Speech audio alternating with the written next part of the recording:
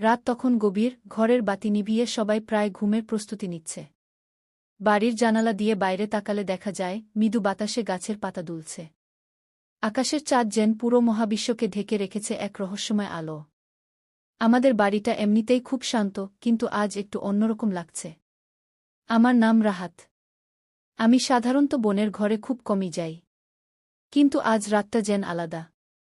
ফোনের চার্জ প্রায় শেষ হয়ে গেছে, আর দরকার ছিল বোনের চার্জারটা। তার ঘরে ঢোকার সময় দরজার কাছে গিয়ে দাঁড়ালাম। ভাবলাম একবার তাকে জিজ্ঞেস করে তারপর ঢুকি, কিন্তু তখনই হালকা আওয়াজ শুনতে পেলাম তার ঘর থেকে। দরজা হালকা ফাঁক করা ছিল, আর ভেতর থেকে আসছিল কেমন অদ্ভুত একটা শব্দ। আমার বোন রিনি সবসময় নিজের কাজ নিয়ে ব্যস্ত থাকে। পড়াশোনার পাশাপাশি নানা ধরনের হবি ছিল তার, বিশেষ করে কম্পিউটার এবং ইন্টারনেট নিয়ে তার কৌতূহল সীমাহীন।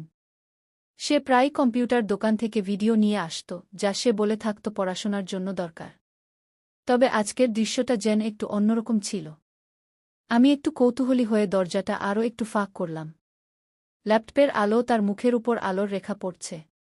সে তার ল্যাপটপে কিছু দেখছে, কিন্তু মুখে একটা অদ্ভুত একাগ্রতা। আমি একটু অবাক হলাম। রিনি এমন মনোযোগ দিয়ে খুব কমই কিছু দেখে।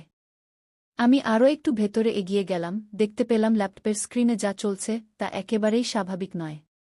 স্ক্রিনে চলছিল এমন এক ধরনের ভিডিও যা রিনি সাধারণত দেখে না। আমার বুক ধুকপুক করতে লাগল। আমি এভাবে তাকে কখনো দেখিনি। চার্জার নেওয়ার কথাটা তখন ভুলেই গেছি। তার দিকে তাকিয়ে থাকলাম, বুঝতে পারছিলাম না কি বলবো। চার্জার নেওয়ার জন্য এসেছি, কিন্তু এখন পুরো পরিস্থিতি অন্যরকম হয়ে গেছে। আমি ধীরে ধীরে বললাম, রিনি, কি করছিস তুই? রিনি প্রথমে একটু চমকে উঠল, তারপর হেসে বলল, তুই কি চার্জার নিতে এসেছিস? তার কণ্ঠস্বর ছিল স্বাভাবিক, কিন্তু তার চোখে ছিল একটা অদ্ভুত দূরত্ব। যেন আমি তার সামনে দাঁড়িয়েও সে আমাকে ঠিকমতো দেখছে না। একটা শীতল অনুভূতি আমার শরীর জুড়ে ছড়িয়ে পড়ল। এই পরিস্থিতির জন্য আমি একদম প্রস্তুত ছিলাম না। হ্যাঁ, চার্জারটা দরকার ছিল, আমি বললাম। সে একটু হাসল, তারপর উঠে চার্জারটা এনে আমার হাতে দিল। কিন্তু তার হাসিটা ছিল যেন ভীষণ নীরবতার মধ্যে লুকিয়ে থাকা কিছু। ল্যাপটপের স্ক্রিন বন্ধ হয়ে গেছে, কিন্তু আমি জানি যা দেখলাম সেটা শুধু স্ক্রিনেই সীমাবদ্ধ নয়, এর পেছনে কোনো গভীর কারণ আছে।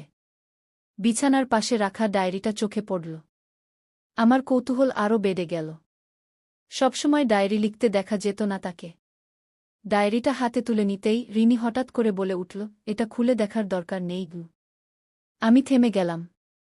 বোনের মধ্যে এমন এক কঠোরতা আগে কখনো দেখিনি। কেমন যেন একটা রহস্যের জট পাকানো পরিস্থিতি।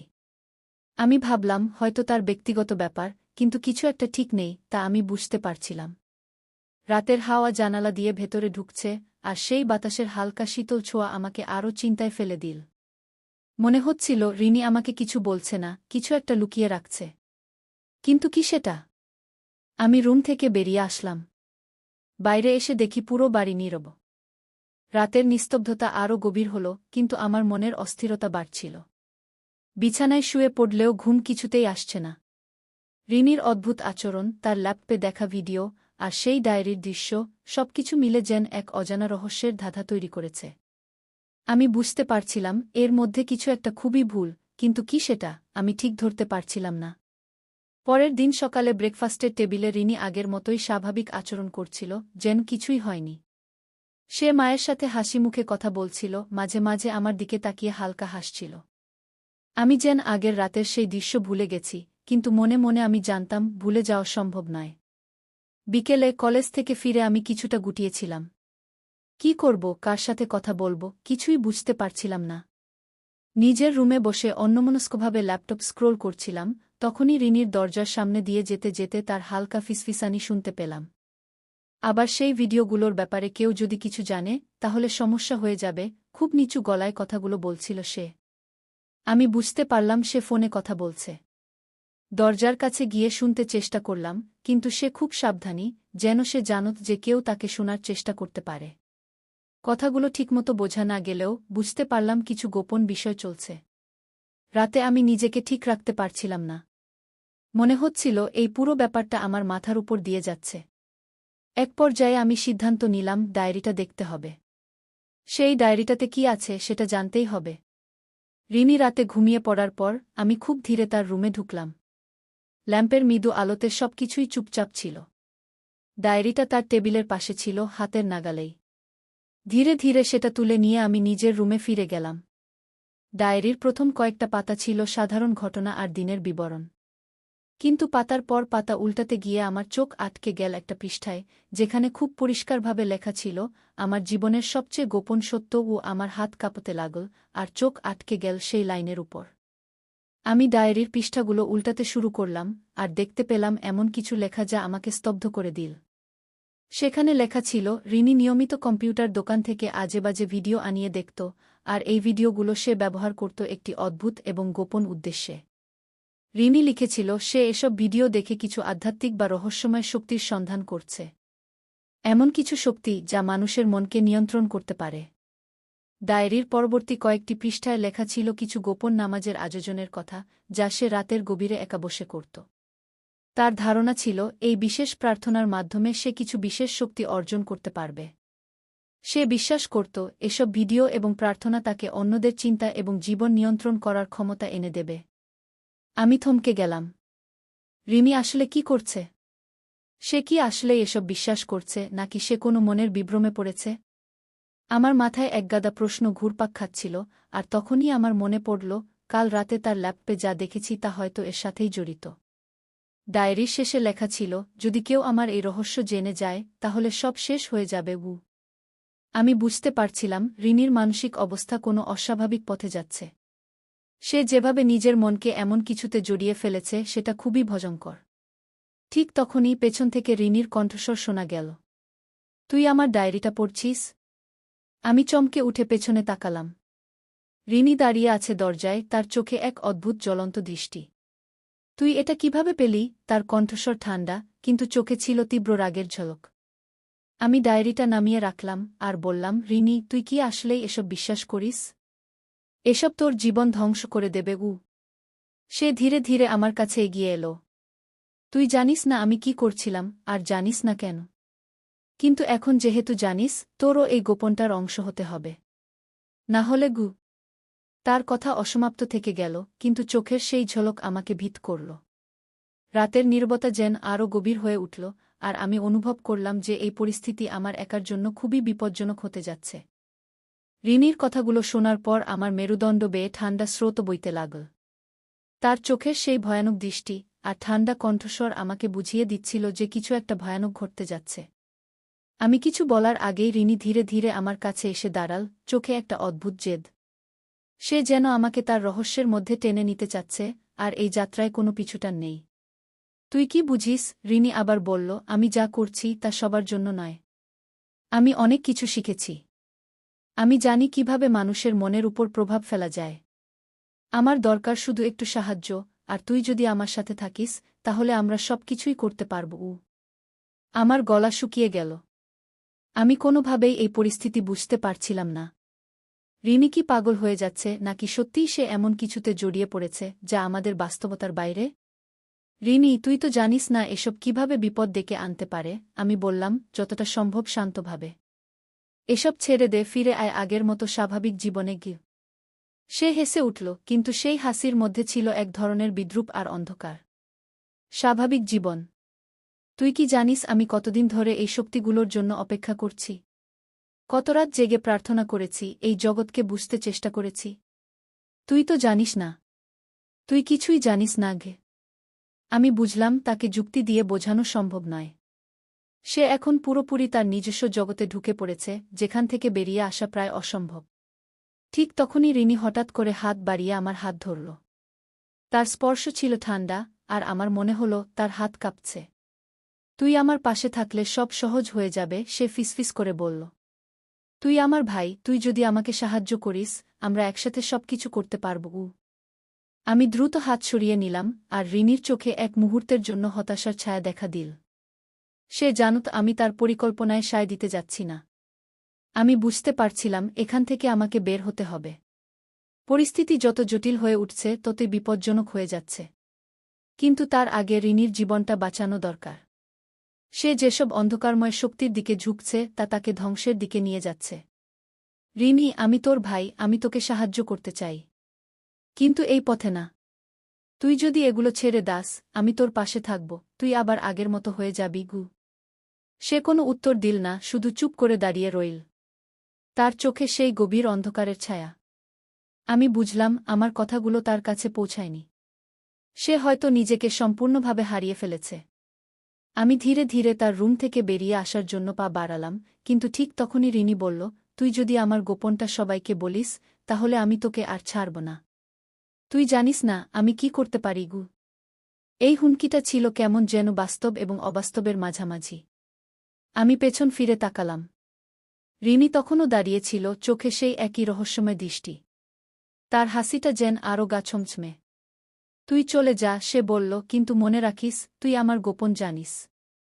আর কেউ যদি জানতে পারে তোর জন্য ভালো কিছু হবে না গি। আমি এক মুহূর্তের জন্য থমকে দাঁড়ালাম, কিন্তু তারপর দ্রুত রুম থেকে বেরিয়ে এলাম। বাইরে এসে আমি গভীর শ্বাস নিলাম, মনে হলো আমি কোনো অদ্ভুত দুঃস্বপ্ন থেকে বেরিয়ে আসলাম। রিমির মধ্যে যে পরিবর্তন ঘটেছে তা আর কোনো সাধারণ জিনিস নয়। এটা হয়তো তার মানসিক অবস্থার সমস্যা, অথবা সে আসলেই কিছু গোপন শক্তির পেছনে ছুটছে, যেগুলো তার জীবনকে ধ্বংসের দিকে ঠেলে দিচ্ছে। আমি জানতাম আমাকে এখন খুব সাবধানে চলতে হবে। রিমি যা করছে তা শুধু তার জন্য নয়, আমার জন্যও বিপজ্জনক হতে পারে। কিন্তু তার জীবনটা বাঁচানোর জন্য আমাকে কিছু করতে হবে। সেই রাতে আমি ঠিক করতে পারলাম না কিভাবে এই সমস্যার সমাধান করব। আমি বুঝতে পারছিলাম এটা শুধু এক পরিবারের গল্প নয়, এর পেছনে আরও বড় কিছু রহস্য লুকিয়ে আছে। আমি ঘুমাতে যাওয়ার চেষ্টা করলাম, কিন্তু মনে একটাই প্রশ্ন ঘুরছিল, আমি কি রিনির এই অন্ধকার জগৎ থেকে তাকে ফেরাতে পারব, নাকি সে সম্পূর্ণভাবে হারিয়ে যাবে? রাতে কিছুতেই ঘুম আসছিল না। রিনির কথাগুলো আমার মাথায় ঘুরছিল বারবার, তুই আমার গোপন জানিস, আর কেউ যদি জানতে পারে তোর জন্য ভালো কিছু হবে না ঘি। মনে হচ্ছিল আমি এক অন্ধকার ছায়ায় ঢেকে আছি, আর তার থেকে বের হওয়ার পথ খুঁজে পাচ্ছি না। পরের দিন সকালে আমি উঠে প্রথমে রিনিকে খুঁজলাম, কিন্তু তাকে কোথাও দেখতে পেলাম না। মা বাবা তখনও ঘুমাচ্ছিলেন। আমি কিছুটা চিন্তিত হয়ে উঠলাম। রিনি সাধারণত এই সময়টায় ঘরেই থাকে। হঠাৎ মনে পড়ল তার ল্যাপটপটাও রুমে নেই। রিনির জীবনে এমন কিছু চলছে যা আমি পুরোপুরি বুঝতে পারছিলাম না, কিন্তু একটা ব্যাপার নিশ্চিত ছিল, সে কোনো বিপদে জড়িয়ে পড়েছে। তার মধ্যে কিছু একটা অস্বাভাবিক চলছে, যেটা আমাদের সবাইকে বিপদে ফেলতে পারে। সারাদিন আমি ঘর থেকে বের হইনি, বারবার চিন্তা করছিলাম কি করব। রিনি কি নিজেই এই অন্ধকার থেকে বেরিয়ে আসবে, নাকি তাকে সাহায্য করার জন্য আমাকে কিছু করতে হবে? বিকেলের দিকে আমি একটি চূড়ান্ত সিদ্ধান্ত নিলাম, এই রহস্যের সমাধান আমাকে করতেই হবে। আমি রিনির আগের ব্যবহারগুলো নিয়ে ভাবতে শুরু করলাম। সে কোথায় যেত, কাদের সাথে মিশত, তার ল্যাপটপে কী দেখত, এসব নিয়ে যত বেশি ভাবছিলাম ততই সন্দেহ বাড়ছিল। রাতে খাবারের টেবিলে রিনি আসল, কিন্তু তার চেহারায় ছিল সেই একই রহস্যময়তা। মা তাকে দেখে হেসে বললেন, আজ তো তুই বেশ ব্যস্ত ছিলি। কোথা ছিলি সারাদিন? রিনি হালকা হেসে উত্তর দিল, একটু বাইরে গিয়েছিলাম বন্ধুদের সাথে গু। আমি কিছু বললাম না, কিন্তু তার চোখের দিকে তাকিয়ে বুঝতে পারলাম সে মিথ্যা বলছে। তার সেই উদাসীন চোখ, যার ভেতর একটা গভীর জ্বলন্ত আগুন ছিল, আমাকে আরও সন্দিহান করে তুলল। রাত গভীর হতে থাকল। আমার কৌতূহল আর সন্দেহের এক পর্যায়ে আমি ঠিক করলাম রিনির পিছু নেব। আমি জানতাম এই পথে গেলে আমি হয়তো আরও বড় বিপদে পড়ব, কিন্তু এর থেকে কোনো সহজ সমাধান ছিল না। রিনি যখন তার রুমে ঢুকে দরজা বন্ধ করল, আমি চুপচাপ তার দরজার বাইরে দাঁড়ালাম। প্রায় 1 ঘণ্টা পর দরজাটা খুলল, আর আমি দেখলাম রিনি ধীরে ধীরে তার রুম থেকে বেরিয়ে যাচ্ছে। সে বেশ সাবধানে পা ফেলছে, যেন কারো নজরে পড়তে চায় না। আমি কিছুটা দূর থেকে তার পিছু নিলাম। বাড়ির সামনের দরজা দিয়ে বের হয়ে রিনি দ্রুত গলির দিকে এগিয়ে গেল। সে এভাবে রাতের অন্ধকারে কোথায় যাচ্ছে? তার গন্তব্য কি? আমার মনে তখন অজস্র প্রশ্ন ঘুরছে। সে কোথায় যাচ্ছে, কার সাথে দেখা করতে, আর কেন? আমি চুপচাপ পেছন থেকে তাকে অনুসরণ করতে লাগলাম। রিনি গলির শেষ মাথায় এসে দাঁড়াল, তারপর মোবাইল ফোন বের করে কারো সাথে ফিসফিস করে কথা বলতে লাগল। অদূরেই ছিল একটা পুরনো কম্পিউটার দোকান, যেখানে রিনি প্রায়ই যেত। আমি দূর থেকে দাঁড়িয়ে সবকিছু লক্ষ্য করছিলাম। মুহূর্ত পর দোকানের ভেতর থেকে একজন লোক বেরিয়ে এলো। সে কিছু একটা রিনির হাতে দিল। আমি ঠিকভাবে দেখতে পাচ্ছিলাম না কি সেটা, কিন্তু অনুমান করতে পারছিলাম এটা নিশ্চয়ই সেই একই ধরনের ভিডিও বা ফাইল যেগুলো নিয়ে রিনি আগেও কাজ করছিল। রিনি খুব সাবধানে সেই লোকের সাথে কিছুক্ষণ কথা বলে তারপর দ্রুত চলে গেল। লোকটা ধীরে ধীরে দোকানে ফিরে গেল, আর আমি তার পিছু নিতে শুরু করলাম। আমি বুঝতে পারছিলাম এই লোকের সাথে রিনির কিছু গভীর সম্পর্ক আছে। তাকে অনুসরণ করলেই হয়তো এই রহস্যের কোনো কুলকিনারা পাওয়া যাবে। দোকানে ঢুকে লোকটাকে কিছুক্ষণ লক্ষ্য করলাম। সে খুব স্বাভাবিকভাবে তার কাজ চালিয়ে যাচ্ছিল, কিন্তু তার কম্পিউটারের স্ক্রিনে যে ফাইলগুলো ছিল সেগুলো দেখে আমার কেমন যেন অস্বস্তি লাগছিল। ফাইলগুলোতে কিছু অদ্ভুত নাম ছিল, আর স্ক্রিনের কোনায় কিছু অশুভ প্রতীক। আমি বুঝতে পারলাম রিনি এই লোকটার মাধ্যমে এমন কিছুতে জড়িয়ে পড়েছে যা খুবই বিপজ্জনক। লোকটার দোকান থেকে বের হয়ে আমি আবার রিনির পিছু নিলাম। রিনি তার রুমে ফিরে এসে দরজা বন্ধ করে দিল। আমি আবার দরজার কাছে দাঁড়িয়ে শুনতে লাগলাম। ভেতর থেকে হালকা আওয়াজ আসছিল, রিনি যেন কিছু প্রার্থনা করছিল। আমি বুঝতে পারলাম সে সেই একই রহস্যময় প্রার্থনা করছে যা সে তার ডায়েরিতে উল্লেখ করেছিল। মনের মধ্যে এক ধরনের দোটানা কাজ করছিল। আমার কি দরজা খুলে তাকে থামানো উচিত, নাকি অপেক্ষা করা উচিত আর কিছুটা সময়? ঠিক তখনই হঠাৎ দরজার ভেতর থেকে কেঁপে ওঠার মতো এক ধরনের শব্দ শুনতে পেলাম। মনে হলো ঘরের ভেতর যেন কোনো শক্তির বিস্ফোরণ হচ্ছে। আমি তৎক্ষণাৎ দরজাটা ধাক্কা দিয়ে খুললাম। ঘরের ভেতর যা দেখলাম তাতে আমি অবাক হয়ে গেলাম। রিনি মাটিতে বসে আছে, তার সামনে কয়েকটা মোমবাতি জ্বলছে। তার চোখে অদ্ভুত এক ধরনের শূন্যতা, আর চারপাশে কিছু অশুভ চিহ্ন আঁকা। ঘরের বাতাসে ছিল একটা শীতল অনুভূতি, আর তার মুখে ছিল অদ্ভুত শান্তির হাসি। রিনি, আমি চিৎকার করে উঠলাম। তুই এটা কি করছিস? তুই কি বুঝতে পারছিস না এসব তোর জীবন ধ্বংস করে দিচ্ছে? সে ধীরে ধীরে আমার দিকে তাকাল, তার চোখের সেই শূন্যতা আরও গভীর হয়ে উঠল। এটাই আমার পথ, রাহাত। তুই যদি আমাকে বোঝার চেষ্টা না করিস তাহলে চলে যা। আমি তোকে ছাড়ব না, আমি যা শুরু করেছি সেটা শেষ করতেই হবে। তার চোখের সেই ভয়ানক দৃষ্টি আমাকে স্তব্ধ করে দিল। আমি বুঝতে পারছিলাম রিনি এমন কিছুতে জড়িয়ে পড়েছে যা আমাদের দুই ভাইবোনের জীবনকেই ঝুঁকির মধ্যে ফেলেছে। ঘরের ভেতর সেই অদ্ভুত শক্তির উপস্থিতি আমাকে শীতল করে দিচ্ছিল। আমি বুঝলাম আমাকে এখনই কিছু একটা করতে হবে। কিন্তু কিভাবে আমি রিনিকে এই অন্ধকার থেকে ফেরাব তা নিয়ে আমার কোনো ধারণা ছিল না।